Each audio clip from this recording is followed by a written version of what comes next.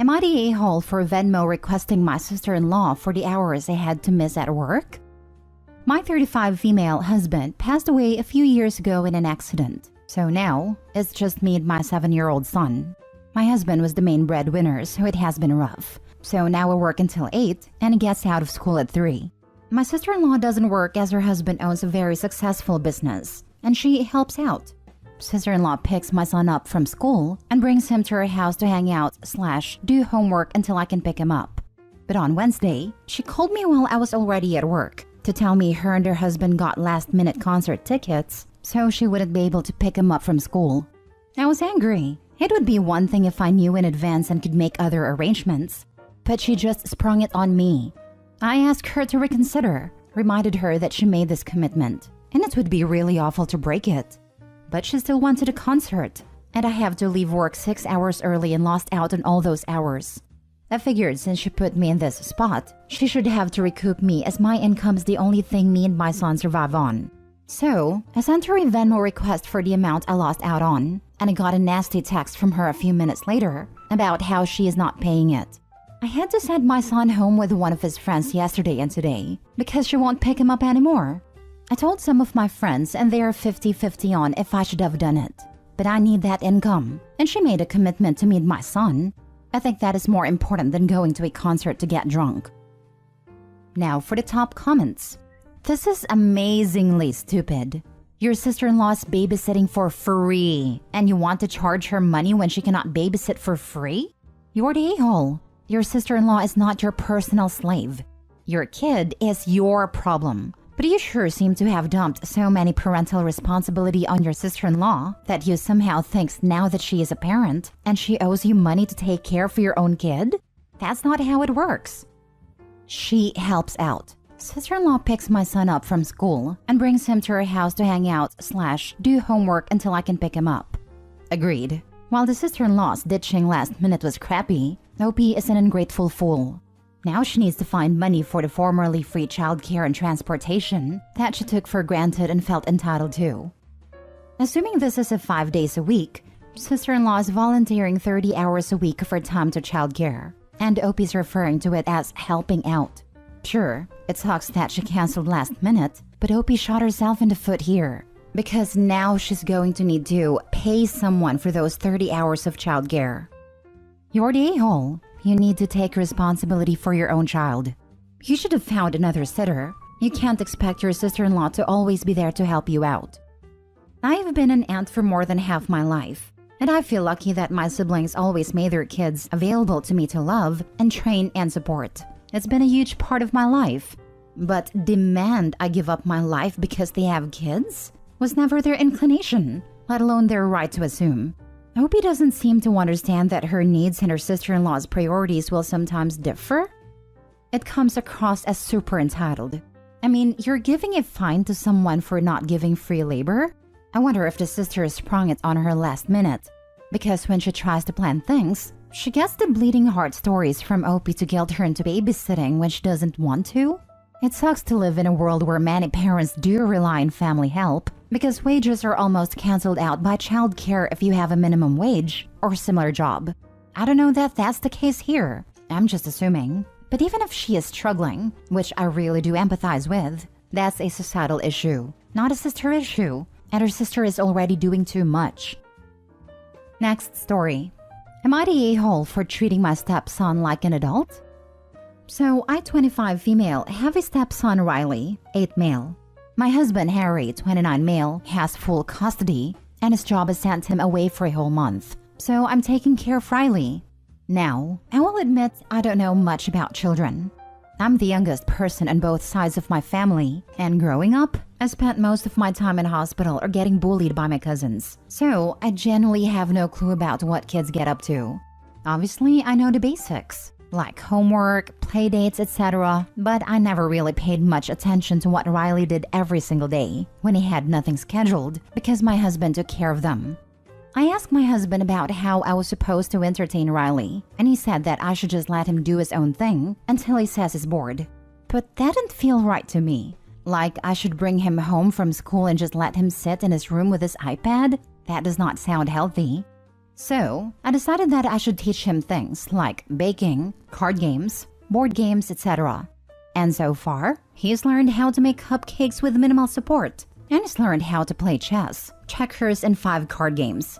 I've also taught him things like how to lay a table and table etiquette, a few silly little magic tricks, and how to do a really crappy British accent to annoy my British father. I made sure he stayed on top of his homework and social obligations too. Then he spent last weekend with my in-laws, and when I picked him up, mother-in-law was very annoyed at me. Apparently, he kept asking her to let him bake all weekend, and he refused to do anything besides card games with father-in-law all weekend too. She said that I wasn't letting him be a child and entertain himself because I felt inadequate as a step-parent, which I guess is true. Then she complained to my husband, and she's been pestering him to let Riley stay with them until he's back. He's also annoyed at me because he told me to let Riley get up to his own thing, and instead I overthought it, and they said I was treating him like an adult and was stealing his childhood. My parents also said that it was weird of me to be so worried about Riley keeping himself busy, and this all could have been avoided if I chilled out. So am I the a-hole? Not the a-hole. It's deeply concerning to me that your in-laws see avoidance and neglect as a better parenting style than being engaging and actually teaching him things. No kidding. The kid's not a plant you need to just water occasionally. Sounds like you were being a great stepmom. Not the a-hole. Sounds like she made some everlasting core memories with this child. He'll be so excited to bake with his stepmom all the time. Not the a-hole. Not the a-hole. Are they seriously mad that you engaged with a child, taught him life skills in a way that he enjoyed so much he asked to do it again, and enjoyed playing card games? They're angry you're so much better than they are. It's not good for kids to spend all their time on screens. Interactive playing games and baking are great activities for a kid and are in no way forcing adult responsibility on a kid. You and kiddo are the only two who aren't a-holes. Not gonna lie, the only parents I ever met who disliked engaging with their kids like this were drunks, tweakers, or dating those types and taking out all their relationship frustrations on the kids for being in the way. Not claiming the families like this, but it really isn't a healthy way to go. I knew kids on the other end of the spectrum, parents too busy with their high-earning jobs to pay any attention. One girl in high school told me that her parents had never once sat down and played with her entire childhood. She didn't know it was a thing parents did. They were practically strangers to her. Not the a-hole. Your husband left you to parent his child solo for a month? And he's the one who has full custody? It sounds like you have risen to the occasion and are doing just fine. If I could make any suggestions, maybe take Riley to the library and have him pick out an armload of books, or however many the library allows, in order to keep himself busy. And for those times no one is available to play card games or supervise baking. Your mother-in-law sounds jealous that Riley is obviously enjoying his time with you. Don't worry about her opinions. Next story. Am I the a-hole for saying my in-laws have no right to judge me for not adopting my stepchildren because they have no idea what it's like to be a step-parent? I, 35 female, have been married to my husband Michael, 38 male, for 5 years now. I am the stepmother of his 2 boys from his first marriage, Lee, 14 male, and Kai, 8 male. Their mother passed away 7 years ago. Kai calls me mom, and has since he was 4, while Lee calls me by my first name. Kai has wanted me to adopt him for some time now, and it was something discussed. And the reason it has not happened is Lee does not want me to adopt him, and my husband did not feel comfortable with me adopting only Kai. He's worried about it coming between the boys, about Lee maybe feeling left out eventually, but I think the main reason is he worries about the judgment of others, and the fact the comments could get to both of the boys. I love both Lee and Kai, but my relationship with each of them is different. Kai is my son, and we have a mother-son relationship. Lee is my stepson, who I love, but he doesn't always like that I'm here. Sometimes he gets annoyed that I'm here instead of his mom. Sometimes he treats me okay, but he has never been okay with me feeling too much of his mom's role in his life, so our relationship is a delicate balancing act. The boys have been in therapy. We also did therapy together as a family. My husband asked the therapist for their opinion on the adoption, and she said we made the right decision that when the boys get older, like once the boys are around 10 and 16 respectively, and their feelings have not changed, then adopting just Kai could be okay. But to make sure, Lee is spoken to again and given the option to express if it changed his mind. This has been challenging because so many people have opinions. I hate seeing Kai sad, but I don't want to force anything on Lee either, or risk him feeling a certain way if we make the wrong decision. My in-laws mentioned I should adopt the boys about a month into the marriage. At the time, my husband told them we didn't need to rush anything, but now they are aware of what is going on, and they told me it's shameful that I have not adopted the boys and become their legal mother. They said Lee is depriving both himself and his brother the legal protection of being their mother, and that I am showing clear favoritism by making it obvious that I want to adopt Kai but not Lee. I asked them how I make that obvious, and they ignored my question. They just told me I should have jumped at a chance to be their mother, that it was monstrous to consider making one of them mine and discarding the other like yesterday's garbage. That angered me because I have always done my best, so I ended up saying that they had no right to judge me for not adopting the boys because they have no idea what it's like to be a step-parent, and especially to stepchildren who have lost their biological parent to death. And they have no idea what it's like when both kids want different relationships with you. They just told me you don't have to be a step-parent to know someone is wrong in how they step-parent. Am I the a-hole? Now for the top comments. Not the a-hole, and well done as a step-parent. You came into the boys' lives at very different points in time, and you're respecting their individual wishes. It would be worse for you to adopt Lee when that isn't what he wants. And to be honest, it can be an option that is always on the table, even when he becomes a legal adult. Added to that, the opinion of your in-laws means nothing, and you should cease to trouble yourself about them. Your husband needs to intervene and tell your in-laws to stop bugging you. They are way out of line. The only people with opinions that matter here are you, your husband, and the two boys. The therapist seems sensible. Listen to the professional and ignore your in-laws. They're full of it. You're trying to do the right thing for everyone, so not the a-hole. Reddit is full of stories about step-parents adopting kids when the kids weren't ready for it, or outright didn't want to be adopted. Forcing a relationship in these situations never works. These kids will appreciate you actually considering what is best for them and asking them what they want. Not the a-hole. Not the a-hole, but do speak with an attorney about living wills and advance directives. If anything were to happen to your stepkids, at least there is documentation in place for you to make medical decisions on their behalf. If not, your in-laws can make a bad situation worse. I would also see about some kind of legal guardianship for now, meaning that you can do medical appointments, etc., as well as some kind of security about shared custody in event of a split, especially the youngest.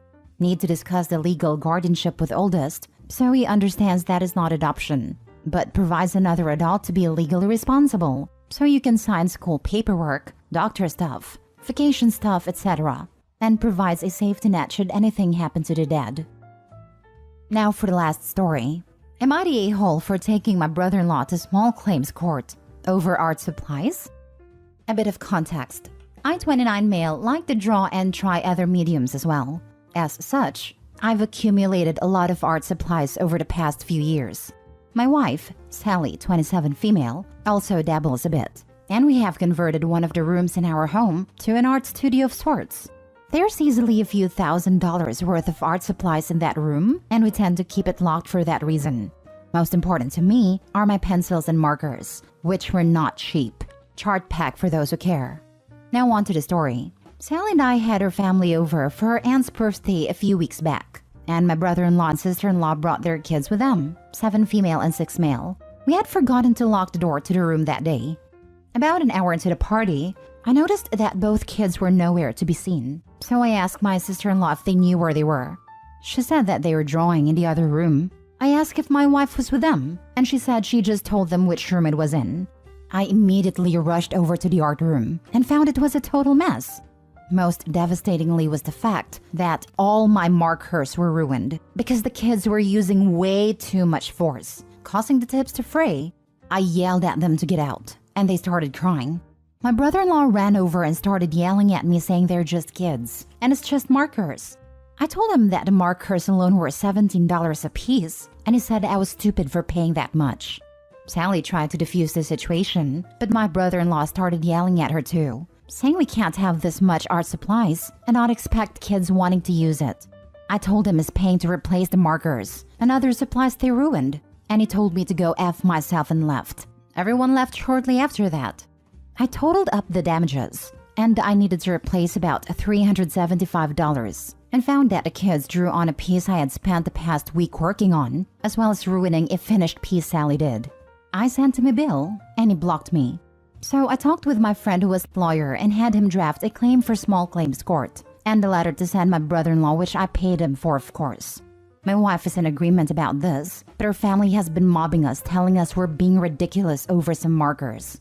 Only my father-in-law, who has also taken up painting recently, and my other sister-in-law say that brother-in-law has to pay. Am I the a-hole? Not the a-hole. Parents need to watch their own kids. How entitled is it to just send them to a room in someone else's house and tell them to go wild with whatever is there without even asking? I don't get all the or the a-hole and everyone sucks here, saying you should have locked the door. How about the parents watch the children and make sure they stay with them? Though in this case that wouldn't have helped because they felt their kids were entitled to your stuff. The way they wrecked 2 pieces of actual art is the worst part of all. When I was about 7 or 8, I came home from school to find 2 other little girls, like 4 to 5-year-olds, in my room, and they had ripped open all my sealed Barbie boxes my grandma gave me. When you walked into the apartment, my room was the very first room. I guess when my mom's friend came over, Mom didn't even know her friend brought her kids because she just told them to go into my room and play. This was back in the day when people just walked into other people's houses. Lol. For some reason, some people seem to think everybody else has to cater to their kids. Never saw my mom's friend again though. Not the a-hole. Considering brother-in-law didn't offer an apology or paying anything for the damages and just further insulting you, I don't see a problem going after him. Parents are responsible for their kids' actions in my opinion. You know they won't pay anything otherwise. I am not sure if the never-ending drama this will cause for the rest of your lives is worth it though.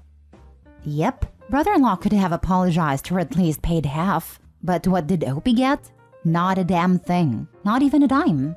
That's cold as heck, not gonna lie.